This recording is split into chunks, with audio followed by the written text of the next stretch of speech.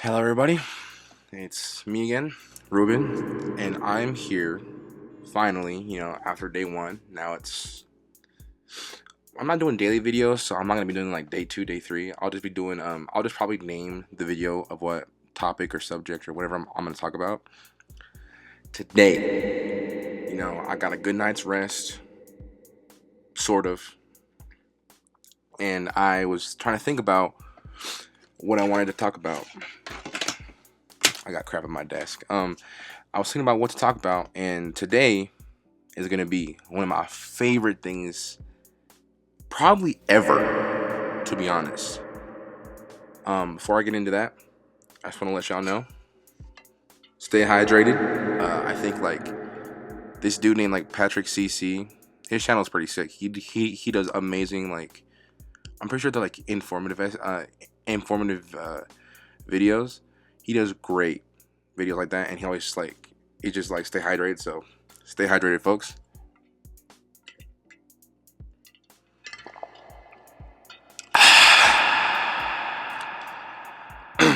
I'm a little excessive right now. Anyways, so we're talking about Silent Hill. Exclusively Silent Hill 2, the video game. I'll be focusing more on the remake because that's where I kind of started.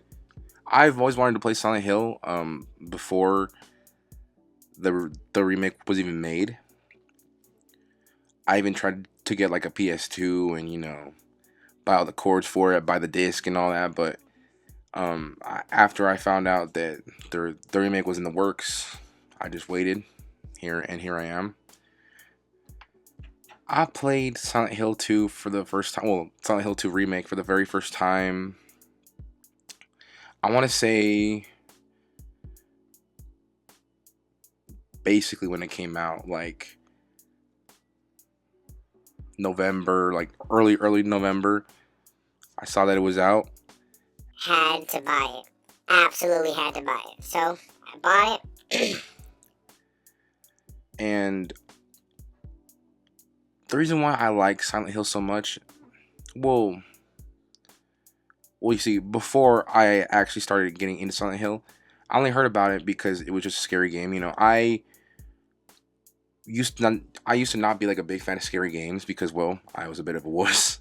As scary games were my thing. I just like Call of Duty and a lot of story. I'm playing like a background thing on my TV. An ad just kicked in. Oh my gosh. Okay, so Silent Hill 2. I like Silent Hill 2 exclusively more than either 1 or 3. And I'll just be referring to the original trilogy because I've only kind of seen gameplay, seen the lore of those 3 games.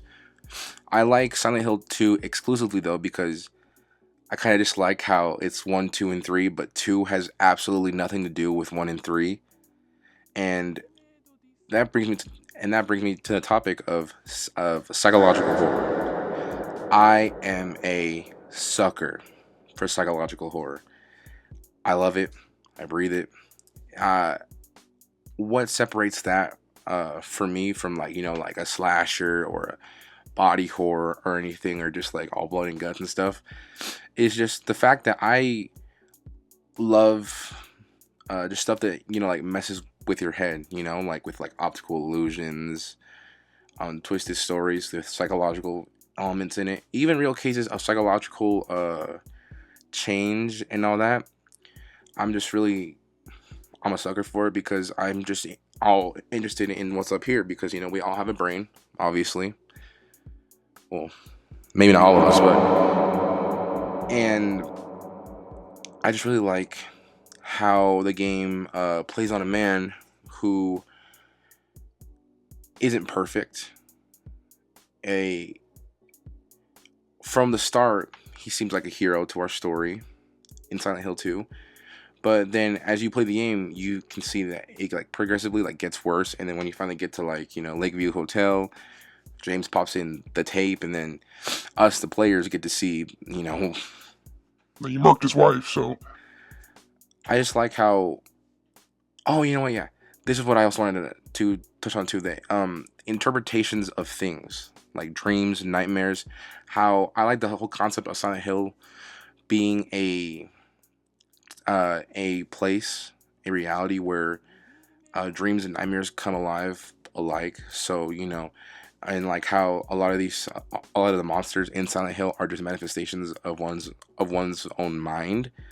That is some crazy, crazy stuff. Like I love it so much.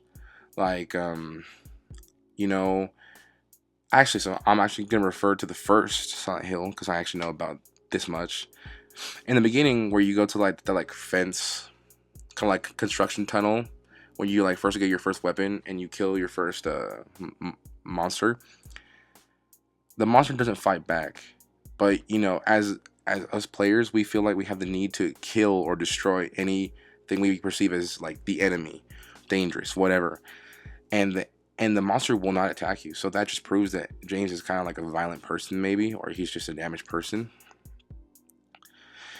And once you get to the end, you realize that like wow, like all these things are not really as they seem. Like I don't know if this happens in the original, but in the remake, after James pops in the tape and you watch it, after that the hotel burns down, and as it burns down, you like go down, you like meet Laura for like one last time, and then after that you go and like you like see monsters, but like the monsters are afraid of you because James knows that he doesn't need them anymore to think that he's trying to be like a hero here. He just needs to get over that he killed his wife. Well, not get over, but just like face his guilt.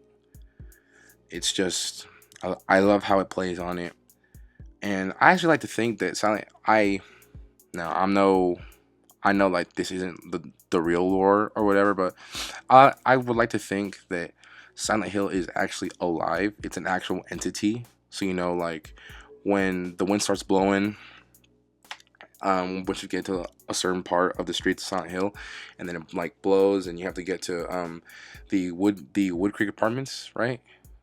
Yeah. Once you get to the Wood Creek Apartments, it's kind of telling James to go there. It's telling you to go inside, and I feel like that's just how the town feels alive.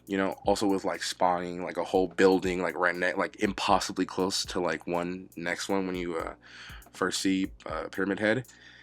It really just adds a lot of stuff to me. I always found Silent Hill very comforting. When I was playing the game, I had already played like Resident Evil 2 remake, Resident Evil 3 remake, some Dead Space, like halfway through Dead Space remake. I play all the remakes. I played just like the tiniest bit of Resident Evil 7. Haven't played 8. And I think that's it for my horror game experience. Yeah, that's got to be it. I'm definitely missing something, but yeah. Also, I also love Call of Duty Zombies, but that's not really horror in like a scary sense. So, but there was always one thing that I uh, found horror games to be really good at, and that was scaring the crap out of me. Shocker, I know. But being in that like third person's perspective, being very immersed into the action, into what the world is. Resident Evil does that a lot better. I was playing the Dead Space remake.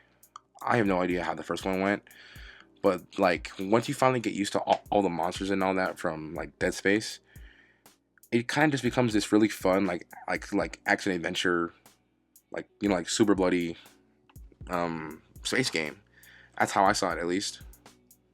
But as for Silent Hill, it was a bit more different for me somehow, because there isn't a lot of I don't think there's a lot of horror games out there where you are experiencing horror in like daylight. So when you get to that like viewpoint where like James is in the first part of the game, and you go through the fog in the forest, and then you go to the cemetery, meet Laura, and then finally, like you like grab a map. And also, when I'm like referring to the game, I'm referring to the remake. So just if it sounds familiar to the original, that's cool. But I'll be referring to the remake because I've played only the remake. So as you go through, it's broad daylight, but it's really foggy, and I am also a sucker for liminal spaces, or just like Silent Hill is like a big town. Well, not big, but it's a very sizable town, and when you're walking through the streets in that fog, I can only imagine like how was this place when there was people around, if there was even people around. And I've always wanted to do like urban exploring, exploring like abandoned places. Now I can do the video game stuff, but in real life, IRL, yes, I said that. IRL, I just can't. I ain't gonna open the door to a little, donut shop and then there's like a freaking radioactive spider big as my freaking face. So that's not gonna happen. But in the game, it was really fun because you get to explore this town and uncover its, I guess, its, mysteries, its secrets, its news, its tragedies.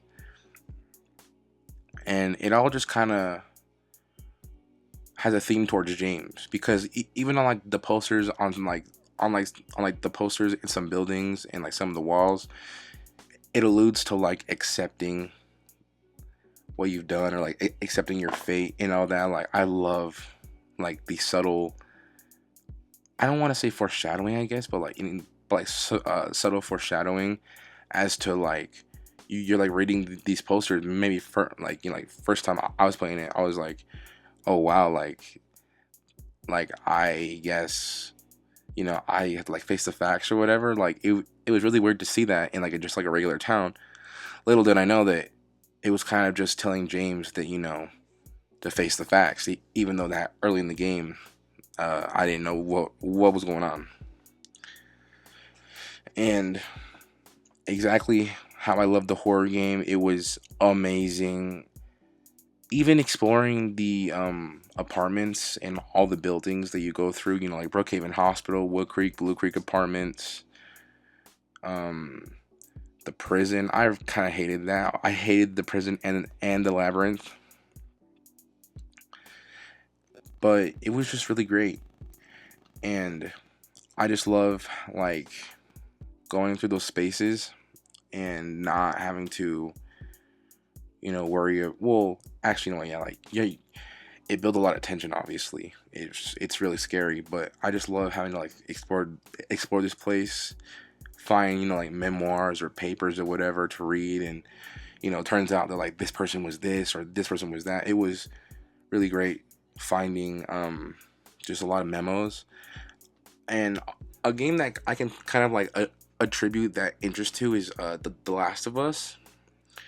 It had that whole like like it's like 20 years later in the first one, and like you can like find like other people's like like journal pages or whatever, and it kind of tells a story of the person who was like living there or like was there.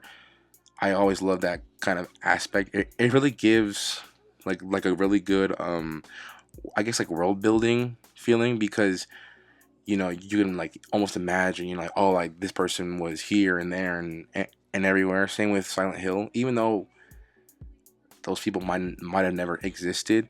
I love finding those like memos, and it was like, oh, this guy's crazy, or like just regular stuff. It was awesome. And another thing that I also wanted to talk about Silent Hill is that James Sunderland is probably I don't know, like top 5 protagonists of all time for me, just because he is a man who's imperfect. Oftentimes we see these games as us being heroes. Resident Evil, you're Leon Kennedy, or I think Chris Redfield. I haven't played a lot of the Resident Evil games past 3, but like you're just seen as a hero. Even Ethan Winters, he's like saves his daughter, his wife, and whatever. You're seen as his hero for people. As for James, you're kind of just at first you seem like a hero, but then once you find out the truth, you find out that you're just an imperfect man trying to accept the consequences and the consequences of your actions, and taking responsibility, no mouthwashing of your actions. I should do a video on mouthwashing. I haven't played it, but I've seen a lot of stuff on it. Anyways, so I really love that about him. I can definitely, okay, hold on. I gotta be very careful when I say this. I don't relate literally to James because I don't have a wife and I definitely not gonna kill anybody. But he definitely is like, I definitely like that he is like kind of lonely. He looks like he kind of might be like struggling with like depression or anxiety, or maybe he suffers like derealization. That's something that is kind of unheard of for horror games nowadays. I'm not gonna lie, I don't see a lot of really great psychological horror games lately, and if there is a lot of them out there, drop them down in the comments and I'll probably play them on my own time. This isn't a gaming channel, but I just love how James is just an imperfect man trying to just face his problems. Well, of course, at the end, and he isn't a hero. He really isn't. And I got the leave ending for the remake. I know that that's the most generic one, I'm pretty sure, but it's the ending that I like the most because it kind of is James like accepting that he's like a bad person, and then he like saves the little girl, even though I'm pretty sure she's dead anyways. Really great. He kind of personifies kind of like just facing your actions. And oh man, speaking of facing your actions, I love that they interpreted Pyramid Head for James as his like way of seeing. He essentially personifies James's wanting, and I don't know if needing, but his wanting for like guilt and like retribution. I think I'm not even sure if I'm using that word right also, but he just represents guilt and James's need for wanting to face his actions. I have metaphorically, or like kind of as like a hyperbole, like falling in love with Pyramid Head. I really like his design, the whole like his pyramid, like the pyramid that he wears on his head. I know, right? Is really, I think he's like one of the best like costume designs I've ever seen. I love how it kind of, it looks like it's like metal, I'm pretty sure, and it looks like it's really heavy, and meaning that he's carrying a lot of weight on his shoulders, for me at least, and that weight is just guilt, the weight of guilt on his shoulders, and he's seen as a very like executioner kind of like, it's your like final days, count your days, he's your executioner kind of style. I love that.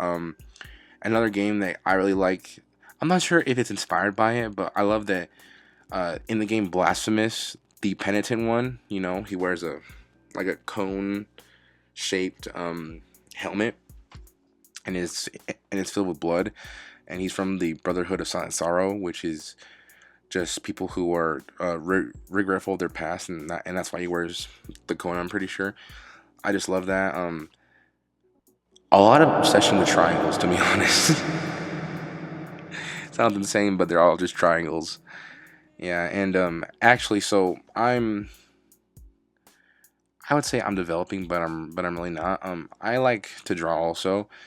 I hopefully one day I can get a comic started, and I don't want to go too much into detail because it's not really like in like a finished state, but I've actually like created a character in there named Pyramid Head, and he doesn't have the characteristics of Pyramid Head, but he just like wears a like pyramid, and he is a noble person, but that doesn't really matter. It's just the design, like it speaks to me in so many ways, and I love it so much. And speaking to me in many ways that I love so much, I have the greatest segues. Like I don't have a script. I'm just on here freeforming it. That's why I'm saying and like and so and yeah so much because I'm just like freestyling it. I could freestyle on a song. As for talking, well, that's where it gets difficult, people. But as for things that I love, and I I mean, and was I really not gonna say this? The music in this game, honestly, in Silent Hill games in general, Yamaoka, I think his name is, yeah, Yamaoka. He has single-handedly, like, the OST for Silent Hill 2 is, I think, my favorite OST ever. Maybe besides like Devil May Cry 5 and Blasphemous, obviously. He truly just cooked it up. He got in the studio. He was like, you know what? I'm making a banger for every single situation that they're in. Even the main menu music has me just wanting more. You know, the synths. Matter of fact, I have made like a new song and they have synths in there. The only reason why there's synth, it doesn't, not that it doesn't need synths, but like I just wanted to add synths so bad because of Akira Yamaoka's just use of the synths, like the dreamy, like loopy kind of like distorted image kind of sound is so beautiful to me. And I actually was like walking to school, and I was listening to it was White Noise, and I think it's like A Day of Night or whatever. Those two songs, like just like walking to somewhere or like doing work quietly, it not only locks you in, but you're just sitting there like, wait a minute, I'm just listening to Peak right now, like just straight up, like I'm glazing.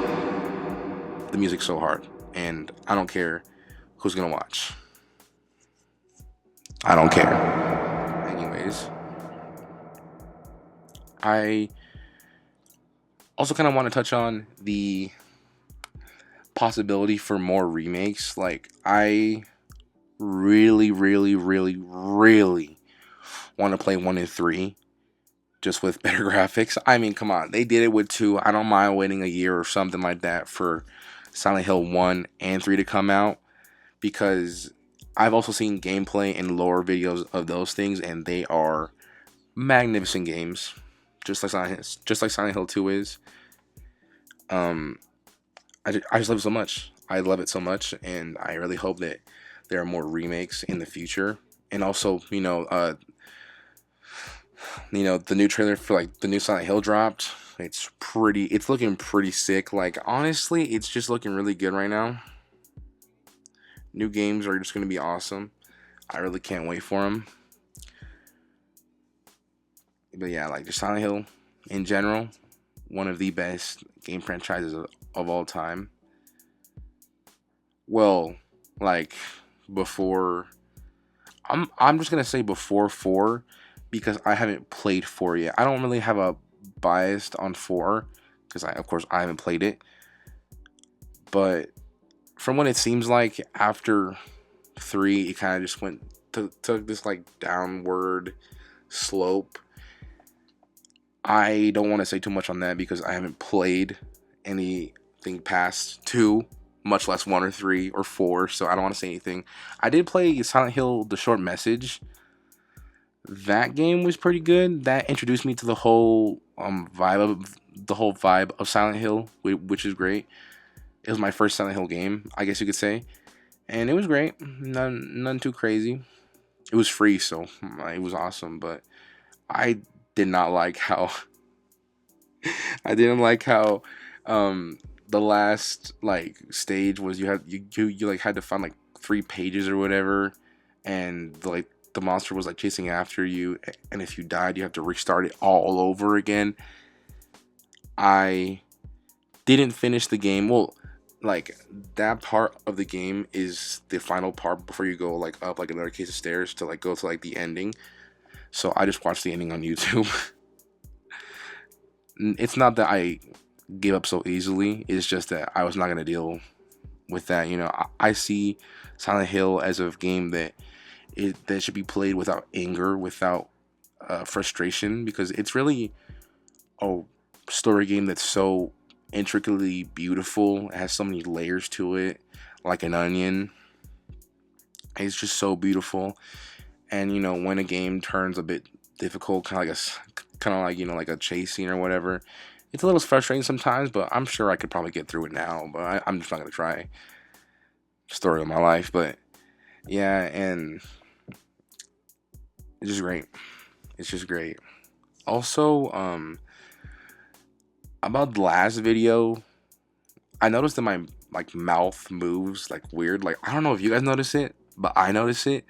My mouth doesn't articulate words that well. So like, if I were to like lip read myself, I would probably just see my lips going up and down, up and down, up and down.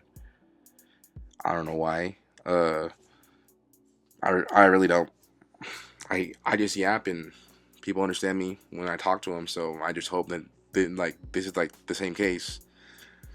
Who knows?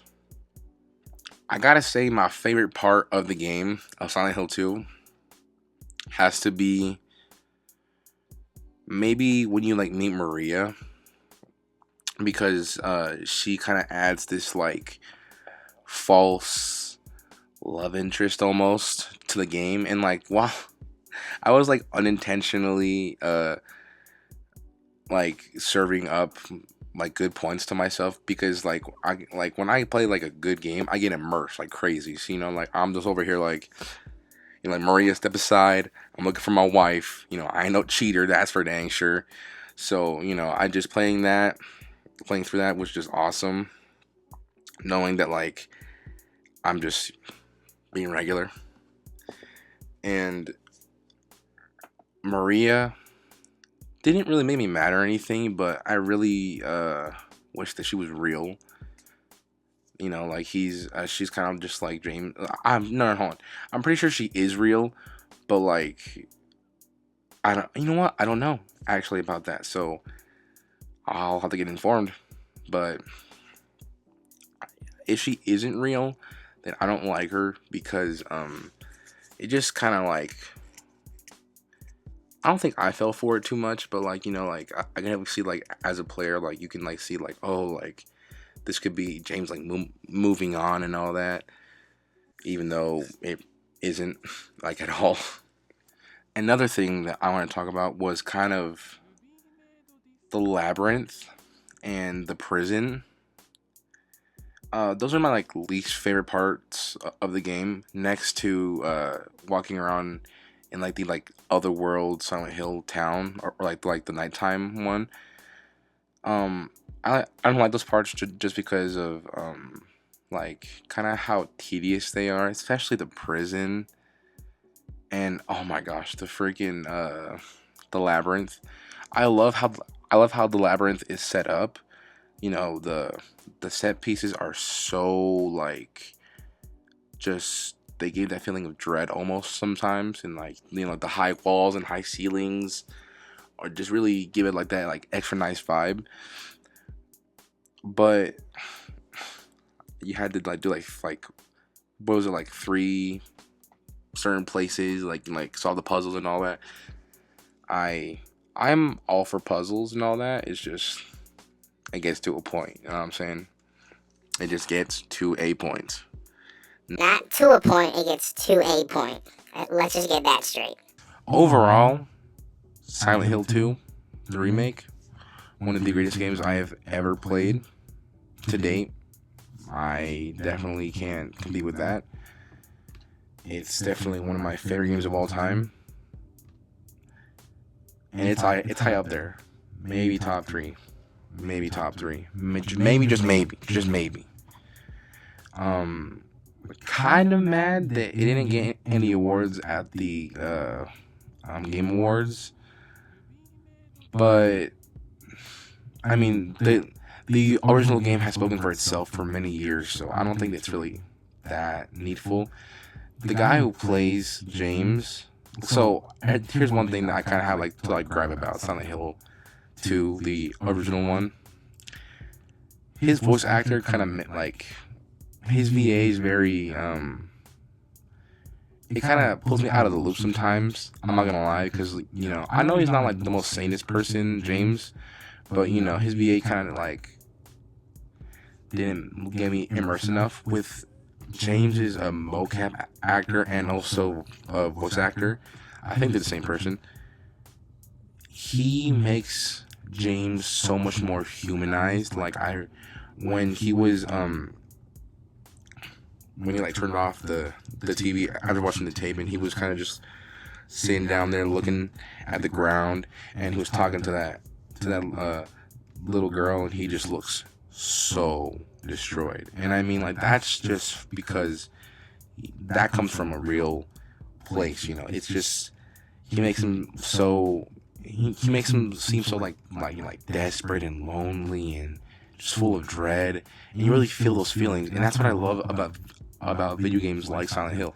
It makes you feel what the character might be feeling, and that's tough to do sometimes, because you can't relate to Call of Duty protagonists, you can't relate to action game protagonists sometimes, because they're so just not out of, they are just so out of the ordinary, which is fine. But with James, he's a bit more human. He's a bit more just out there with the rest of us. He kind of just seems like he would be any other guy going through the same thing.